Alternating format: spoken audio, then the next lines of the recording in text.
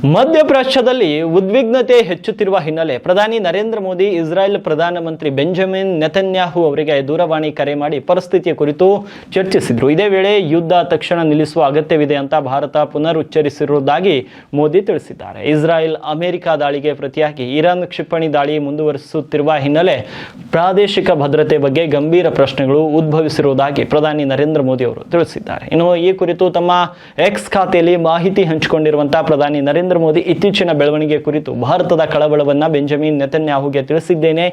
ನಾಗರಿಕರ ಸುರಕ್ಷತೆ ಮೊದಲ ಆದ್ಯತೆಯಾಗಿದೆ ಎಂಬುದನ್ನು ಒತ್ತಿ ಹೇಳಿದ್ದಾರೆ. ಇನ್ನು ಯುದ್ಧವನ್ನ ಬೇಗನೆ ನಿಲ್ಲಿಸುವ ಅಗತ್ಯವನ್ನು ಭಾರತ ಪುನರುಚ್ಚರಿಸಿದೆ ಅಂತ ತಿಳಿಸಿದ್ದಾರೆ.